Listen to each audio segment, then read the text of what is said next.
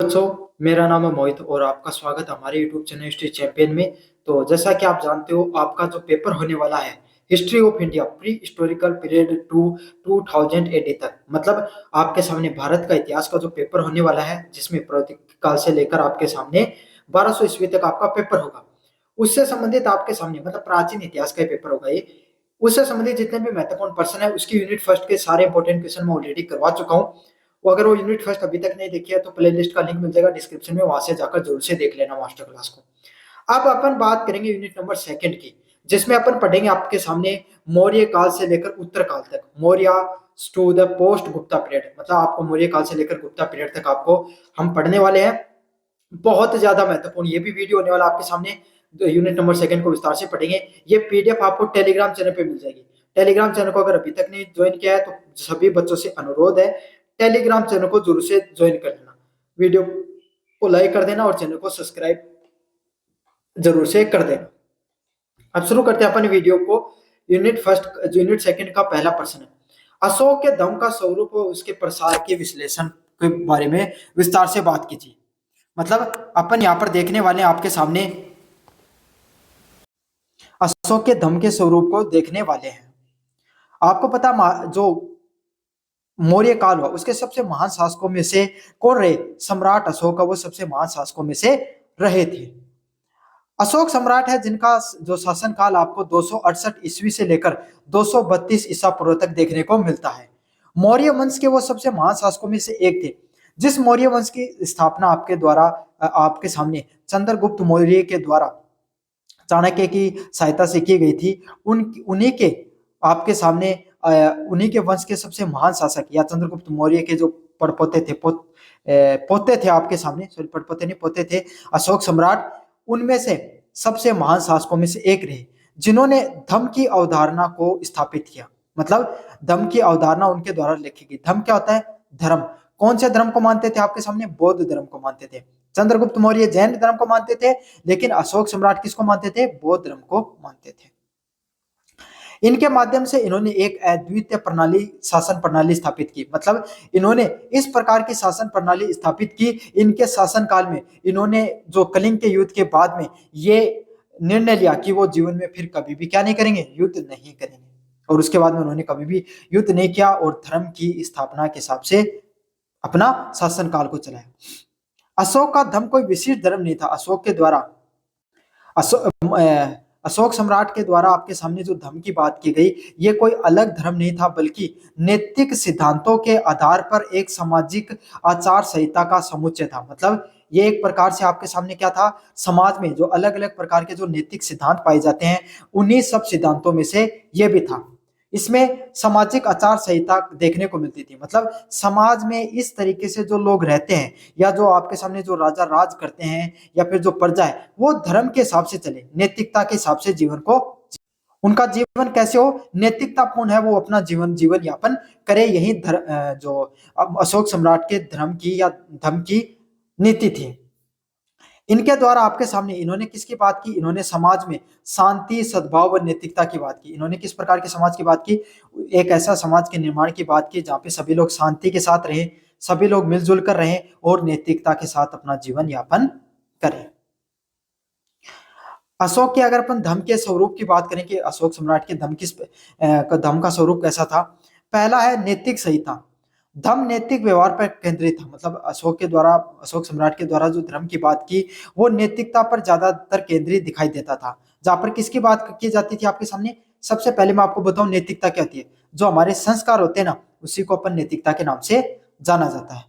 जिसमें किसकी बात थी? सभी लोगों को अपने से बड़े लोगों का सम्मान करना चाहिए, गुरुजनों का आदर करना चाहिए। मतलब अपने से बड़े माता पिता हैं, उन सबका सम्मान करो। आपके जो गुरुजन है, आपके जो शिष्य हैं, गुरु हैं, जो इनसे आपको गुरु दक्षिणा मिली है, जिनसे आपको शिक्षा मिली है, उनका आपको हमेशा आदर करना चाहिए। हमारे समाज में आज के दिन जो दोनों नियम है अशोक के, उन्हीं दोनों की सबसे ज्यादा संकट में है। क्यों? क्योंकि आज के समय आप कोई भी व्यक्ति देख लो, आपसे अपना बड़ा है। आजकल हमारे समाज में बड़ों का आदर बहुत कम हो गया है और गुरुजनों का तो महत्व लगभग खत्म होता ही जा रहा है। हम क्या समझते हैं भाई? कॉलेज के विद्यार्थी आप खुद महसूस करोगे, अगर आप रेगुलर कॉलेज में जाते हो तो आपको समझ, इस प्रोफेसर को तो क्या पता है, इससे ज्यादा तो हमको ही पता है। ऐसे विचारधारा आपके मन में आती है ना, तो यही चीज दिखाती है कि हम हमारा अपने माता पिता के प्रति, अपने बड़ों के प्रति और गुरुजनों के प्रति कितना आदर है। हमें अपने माता पिता की सेवा करनी चाहिए, दास व नौकरों के प्रति दया रखनी चाहिए। और अशोक सम्राट ने क्या लोगों को सिद्धांत दिया कि आपके जो माता पिता हैं उनकी आप जीवन में सेवा करो। दास और नौकर हैं जो आपके सामने, जो आपके यहाँ पर नौकरी करते हैं, जो दास हैं, उन सब लोगों के प्रति भी आपका व्यवहार कैसा होना चाहिए? दयावान होना चाहिए। उनके प्रति भी आपके मन में दया होनी चाहिए। ब्राह्मण और श्रमिकों के प्रति भी आपकी उदारता जैसे सिद्धांत शामिल है। मतलब ब्राह्मण और जो श्रमिक हैं उनके प्रति भी आपकी क्या होनी चाहिए? उनके प्रति भी आपके जो व्यवहार है वो एकदम कुशलतापूर्ण होना चाहिए, एकदम उनके प्रति आपके मन में सद्भावना होनी चाहिए।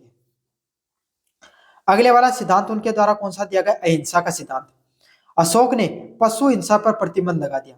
अशोक ने यह नहीं माना कि आपको अगर कोई व्यक्ति के खिलाफ अगर आप हिंसा करते हो वही आपके सामने अहिंसा नहीं होती है।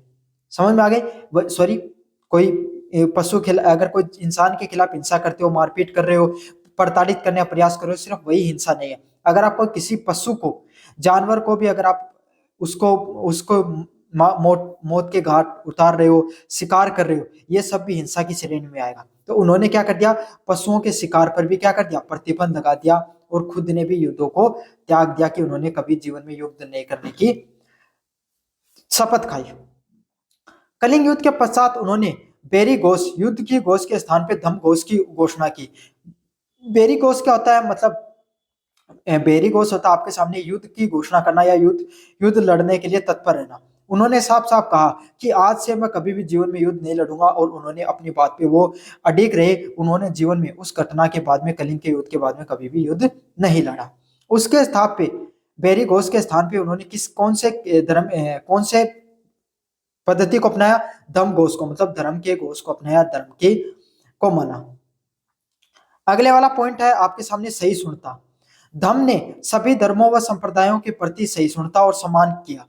जो आपके सामने जो अशोक सम्राट है, इन्होंने जो धम्म का नियम दिया, इसमें क्या है? सभी संप्रदायों के प्रति सम्मान होना चाहिए। सभी संप्रदाय है वो मिलजुल कर रहने चाहिए। सभी संप्रदायों को एक जगह मिलजुल कर रहने की इन्होंने आह्वान किया, आग्रह किया कि सभी लोगों को आपको जीवन में, चाहे किसी धर्म के हो, चाहे ईसाई धर्म के हो, चाहे आपके सामने सॉरी इस्लाम धर्म के हो, चाहे आप हिंदू धर्म के हो। उस समय ईसाई धर्म तो इतना ज्यादा देखने को नहीं मिलता था कि ईसा पूर्व थे आपके सामने, है ना? तो चाहे इस्लाम धर्म हो, चाहे आपके सामने आप हो हिंदू धर्म या फिर और कोई संप्रदाय को मानते हो, आपको सभी संप्रदायों का समान से रहना चाहिए। सभी लोगों को मिलजुल कर रहना चाहिए। अशोक चाहते थे एक दूसरे के विश्वास और आदर करें ताकि आपस में मतभेदों को बुलाकर अपन शांति से रहें। अशोक सम्राट ने क्या कहा कि हमें एक दूसरे की जो धार्मिक भावनाएं हैं, उन सभी धार्मिक भावनाओं को क्या करना चाहिए? आदर करना चाहिए, ताकि हम सभी जो लड़ाइयां हैं, मतभेद है, जो विचारधारा की जो टकराव देखने को मिलता है, उन सबको बुलाकर अपन कैसे रहें? शांति से अपन जीवन यापन कर सके। अगला उनके द्वारा पॉइंट दिया गया स्व नियंत्रण और शुद्धता का। धम्म आत्म नियंत्रण, पवित्रता, विचार की शुद्धता और आंतरिक गुणों के विकास पर बल देता है। मतलब जो धम्म का नियम दिखाई देता है वो किसकी बात करता है? खुद पे नियंत्रण की, पवित्रतापूर्ण जीवन जीने की और वैचारिक शुद्धता की बात करता है। जो धर्म है या धर्म का जो सिद्धांत है वो क्या बोलता है कि आप सभी लोगों को अपने जीवन में खुद पर नियंत्रण होना बहुत ज्यादा जरूरी है। सभी लोगों का अपने धर्म पर नियंत्रण होना जरूरी है। आप ये क्या किसी धर्म को मानते हो तो कोई दूसरे धर्म को मानने वाले व्यक्ति के प्रति आपके विचार कैसे होने चाहिए? सही सुन विचार होने चाहिए, पवित्र विचार होने चाहिए। आपके अंदर विचारों की शुद्धता भी दिखाई देनी चाहिए और गुणों के विकास पर भी बल देना चाहिए। मतलब आपके जो गुण हैं उन पर भी आपको आगे बढ़ने पर जोर देना चाहिए। अगले वाला पॉइंट है लोक कल्याण। अशोक का धम्म लोक कल्याणकारी राज्य पर भी केंद्रित था। मतलब अशोक के द्वारा जो धम्म का अवधारणा दी गई वो किस प्रकार के राज्य की बात करता था? लोक कल्याणकारी राज्य की बात करता था, जहां पर सभी लोगों के कल्याण हो सके, उस प्रकार के राज्य की बात की जाती थी। समझ में आ गया आपके सामने? जिससे जनता के लिए सड़कों, कुआं, औषधालय व छायादार वृक्षों का निर्माण हो। मतलब उस अशोक ने सिर्फ धर्म पर ही जोर नहीं दिया, बल्कि लोगों की कल्याण या जनता के कल्याण का भी उन्होंने पूर्ण रूप से ध्यान दिया, जिसमें जनता के लिए सड़कों का निर्माण हो, जनता के लिए कुएं बनाए जाएं, जनता के लिए औषधालय का निर्माण हो और छायादार वृक्षों का भी निर्माण किया जाए। समझ में आ गया आपके सामने? तो जनता के जो कल्याण है उसका भी ध्यान में रखा जाए, जहाँ पर सड़क हो गए, कुएं हो गए, औषधालय हो गए, उन सब चीजों का भी निर्माण किया जा सके। समझ में आ गया? तो जनता के उन्होंने सिर्फ धर्म से ऊपर उठकर जनता के कल्याण की भी बातें की। अगले वाला पॉइंट है सरल और सार्वभौमिक। यह जटिल कर्म कांडों या दार्शनिक सिद्धांतों से रहित था, और सभी लोग, चाहे वो किसी भी धर्म या पृष्ठभूमि के हो, वो आसानी से पालन किया जा सकता था। मतलब आपके सामने अशोक के द्वारा, अशोक सम्राट ने जो धर्म का सिद्धांत दिया, वो मतलब जटिल नहीं था। जैसे कि वैदिक धर्म में आपके सामने यज्ञ, धर्म, कर्म कांड जैसी चीजें देखने को मिलती थी, तो यह बुद्ध धर्म को मानते थे आपके सामने अशोक सम्राट, जो एकदम सरल और पवित्र था, जिसमें किस चीज पर जोर दिया? अपने जीवन को नैतिकता से जियो, सत्य बोलो, अहिंसा मत करो, चोरी मत करो, इन सब चीजों पर इन्होंने ज्यादा जोर दिया, इन सब चीजों पर ज्यादा जोर था। तो कोई भी लोग है जीवन में, ऐसे नियम थे जिनको हर व्यक्ति आसानी से अपना सकता था, आसानी से पालन कर सकता था, इसलिए बहुत ज्यादा लोगों को ये जो धर्म है वो सरल लगा, और बहुत ज्यादा लोग इससे जुड़ाव महसूस किया। अगले वाला पॉइंट है धर्म के प्रसार का विश्लेषण। जो अशोक के द्वारा जो धर्म की बात की गई, उसके प्रचार प्रसार का इन्होंने किस प्रकार से देखते हैं, इसके ऊपर विस्तार से बात करेंगे अपन। अशोक सम्राट ने अपने धर्म की प्रसार के लिए 3 नवीन व प्रभावी तरीके अपनाए। अब अपन पढ़ेंगे कि भाई अशोक सम्राट के द्वारा अपना जो धर्म है, जो जिस धर्म, बौद्ध धर्म को वो मानते थे, उसको प्रचार प्रसार के लिए उन्होंने कौन कौन से क्रियाकलाप किए, कौन कौन सी उन्होंने चीजों को अपनाया। तो कौन कौन से चीजों को अपनाया इन्होंने अपने धर्म को प्रसार के लिए, इसके बारे में अपन पढ़े। पहला पॉइंट है, इन्होंने जिसके माध्यम से अपने धर्म का प्रचार प्रसार किया, शिलालेख और स्तंभ लेख। अशोक ने अपने धर्म के सिद्धांतों को पूरे साम्राज्य में शिलालेख, मतलब बड़े बड़े जो इमारत, जो पिलर होते थे, उन पे शिलालेख, स्तंभों को लिखा, निर्माण कराया, और अपने उस पे अपने अपने विचार उसने लिखे। तो पूरे साम्राज्य में शिलाओं को पॉलिश किया, पत्थर के बड़े बड़े पत्थरों को आपके सामने उन पे पॉलिश की, और पत्थरों पर, स्तंभों पर उकरीन कराया, और पत्थरों पे आपके सामने अपने जो विचार है उनको, उस पत्थरों को काट काट के अपने विचारों को लिखवाया। यह अभिलेख आपके सामने स्थानीय भाषा में थे, ताकि आम जनता उन्हें पढ़ सके और समझ सके। ये जितने भी अभिलेख थे, ये जनता के सामने, आपके सामने क्या थे? स्थानीय भाषा में लिखे गए थे, ताकि हर कोई व्यक्ति है वो, आम जनता, इनको पढ़ सके और समझ सके। देखो इसका क्या फायदा हुआ, अगर आप कोई भी भाषण देते हो, अगर वो एक दिन दोगे तो उसका प्रभाव ज्यादा दिन नहीं रहेगा, लेकिन अगर वही आपके सामने हर रोज, अगर आप गली से गुजरते हो, अगर उन सब अच्छे विचारों को पढ़ो, तो आपके दिमाग में वो चीजें बार बार जाती हैं। और मनुष्य की प्रवृत्ति है, अगर आप कोई भी चीज को बार बार सुनते हो, पढ़ते हो, समझते हो, तो आप धीरे धीरे अपने जीवन शैली में भी उसको अपनाना शुरू कर देते हो। तो इसीलिए उन्होंने इस चीज का ध्यान रखने के लिए शिलालेख व स्तंभ लेखों पर, बड़े बड़े पत्थरों पर इन्होंने क्या किया, उनको पॉलिश करके उनपे अपने जो विचार है, धर्म के विचार है, नैतिकता के विचारों को उकेरा। अगला पॉइंट आपके सामने धर्म महामात्रों की नियुक्ति। अशोक ने धम्म महामात्रों नामक एक विशेष अधिकारियों की नियुक्ति की। आपके सामने अशोक के द्वारा, अशोक सम्राट के द्वारा क्या किया गया? धम्म महामात्र नामक एक कोई विशेष अधिकारी हुआ करते थे, उनके द्वारा नियुक्ति की गई, उन सब अधिकारियों की उनके द्वारा नियुक्ति की गई, जिनका कार्य विशेष क्षेत्रों में धर्म के सिद्धांतों का प्रचार करना था, लोगों के नैतिकता उत्थान के लिए कार्य करना था। मतलब उन्होंने क्या किया, अशोक सम्राट के द्वारा क्या किया गया, एक धम्म महामात्र नामक जो अधिकारी हुआ करते थे, उनकी नियुक्ति की गई, जो धर्म का ध्यान में रखते थे, मतलब धर्म को संरक्षित करने के लिए, धर्म को आपके सामने, जो धर्म होता है उसको प्रचार प्रसार के लिए, धर्म को, कि लोग धर्म को मानते हैं नहीं मानते हैं, कहीं नैतिकता का पालन कर रहे हैं या नहीं कर रहे हैं, कहीं पर अहिंसा तो नहीं हो रही है जानवरों के खिलाफ, कोई लोग चोरी तो नहीं कर रहे हैं, इन सब चीजों को ध्यान में रखने के लिए धम्म महामात्र नामक जो अधिकारी होते थे, उनकी नियुक्ति की गई। वो क्षेत्रों में धम्म के सिद्धांतों को प्रचार करना, लोगों के नैतिक उत्थान के लिए कार्य करना था। उनका धम्म महामात्र का क्या था, कि जो अशोक सम्राट के द्वारा जो धर्म के नियम थे, उन सब के सिद्धांतों का प्रचार प्रसार करना था, और लोगों को नैतिक कार्यों के लिए क्या करना था, प्रेरित करना था। भाई एक प्रकार के समझ लो पुजारी टाइप लोगों को इन्होंने कर लिया था, जिनको धम्म महामात्र बोला जाता था। तो क्या करते थे, सभी लोगों को जीवन में नैतिकता अपनाने के लिए जागरूक करते थे, जिसमें, और इनका कार्य यह भी था कि विभिन्न संप्रदायों के बीच में सद्भाव रहे। मतलब अलग अलग संप्रदाय के लोग हैं, उनके बीच में वैचारिक टकराव तो मिल सकता है, लेकिन वो सभी लोग एकजुट मिलजुल कर रहें, सद्भावना के साथ रहें, इस चीज के लिए भी इन्होंने प्रयास किया था। अगले वाले प्रश्नों की तरफ अपन बढ़े। स्वयं का उदाहरण। अशोक ने स्वयं को सिद्धांतों का पालन किया। देखो, वो कहते हैं ना कि आपके सामने अगर राजा खुद अगर सही रास्ते पे चले, अगर राजा खुद सही रास्ते पे चलेगा तो उसका प्रजा तो अपने आप ही सही रास्ते पे चलेगी। तो अशोक सम्राट ने भी यही करके दिखाया। उसने खुद ने धर्म के नियमों का पालन किया, जिससे क्या आपके सामने सारी जनता प्रेरित हुई और उन्हें भी लगा अगर हमारा राजा अगर ये सब कर सकता है तो हम भी ये सब करके दिखाएंगे। तो इसी से जनता जनता भी प्रेरित हुई और जनता ने भी अशोक सम्राट को देखकर धम्म के सिद्धांतों की पालन करना शुरू किया। उन्होंने शिकार मनोरंजन की यात्राओं को त्याग किया। उन्होंने क्या किया, अशोक सम्राट के द्वारा भी जो शिकार करना, मनोरंजन की जो यात्राएं हैं, इन सब चीजों का त्याग कर दिया। खुद ने धर्म की यात्राएं की, मतलब उन्होंने खुद ने धर्म को माना, अपने धर्म को धार्मिक यात्राएं की, तीर्थ यात्राएं की, जिससे वे लोगों से मिलते थे और धर्म का उपदेश देते थे। तो राजा जब एक खुद उदाहरण के रूप में, अगर आपके सामने एक टीचर आपका, अगर वो एक सही रास्ते पे चले तो विद्यार्थी उससे सीखते हैं। तो यही है, जब एक खुद राजा धर्म से चल रहा है तो प्रजा को यह लगता था कि जब राजा ये सब कर सकता है, उसके पास सब कुछ है, तो हम तो आम जनता है, हमें तो ये सब करना चाहिए। तो यही सब चीजें आपके सामने सिर्फ अशोक सम्राट ने यही नहीं किया कि दुनिया के सामने अपने नियमों को थोपने का कार्य किया, बल्कि सभी लोगों को प्रेरित किया कि आपको धर्म के हिसाब से चलना चाहिए। वे धर्म की यात्राएं किया करते थे और लोगों से मिलते थे और उन्हें उपदेश देने का कार्य करते थे। अगले वाला पॉइंट है सार्वजनिक कार्य। उन्होंने सड़कें बनवाई, कुएं खुदाना, धर्मशालाएं बनवाना व छायेदार वृक्ष लगाना।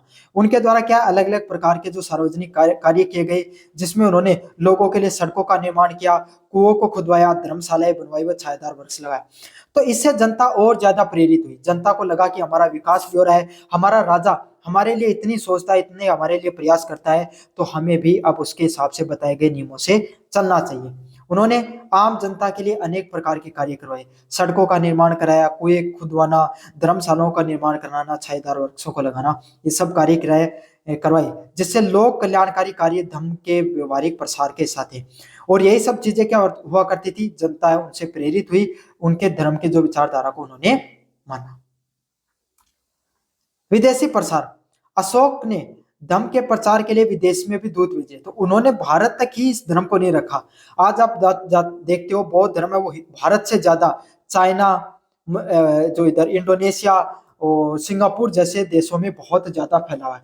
जो आपके सामने अपने से जो नॉर्थ जो एशिया है, वहां पर आपके सामने और ज्यादा बौद्ध धर्म देखने को मिलता है। क्यों देखने को मिलता है? क्योंकि उन्होंने अपने जो निजी दूत थे आपके सामने, जो उन सब लोगों को विदेशों में भेजा, ताकि वो क्या कर सके, आपके सामने बौद्ध धर्म को और ज्यादा जान सके। उन्होंने अपने महेंद्र पुत्र और पुत्री संघमित्रा को बौद्ध धर्म के लिए श्रीलंका भी भेजा था। इंपॉर्टेंट पर्सन है, कंपटीशन की दृष्टि से भी काफी बार देखने को मिलता है। उन्होंने अपने पुत्र जो महेंद्र है और उनकी पुत्री जो संघमित्रा थी, उसको भी बौद्ध धर्म के प्रचार प्रसार के लिए श्रीलंका जैसे देशों में भेजा था। भारत अशोक का धम्म एक शासक द्वारा स्थापित नैतिकता और सहिष्णुता पर आधारित एक अनूठा प्रयोग था। तो अशोक द्वारा आपके सामने जो धम्म की विचारधारा रखी गई, यह कोई भी राजा द्वारा नैतिकतापूर्ण जीवन जीना, सहिष्णुता से जीवन जीने का एक अनूठा प्रयोग था, जिसने भारतीय समाज में नैतिक चिंतन पे गहरा प्रभाव डाला, जिससे भारतीय समाज में क्या है, नैतिकता के प्रचार प्रसार को बहुत ज्यादा मददगार सिद्ध हुआ। तो यह था आपके सामने सबसे ज्यादा महत्वपूर्ण प्रश्न, अशोक सम्राट के जो धम्म है उसके स्वरूप के ऊपर अपने विस्तार से पढ़ा है। कैसा लगा वीडियो जरूर से बताना, चैनल को जरूर से ज्वाइन सब्सक्राइब कर लेना। अपन लगभग 17,000 सब्सक्राइबरों के करीब पहुंच चुके हैं। सभी बच्चे जरूर से सब्सक्राइब कर दो ताकि 16,000 सब्सक्राइबर कंप्लीट हो सके। धन्यवाद।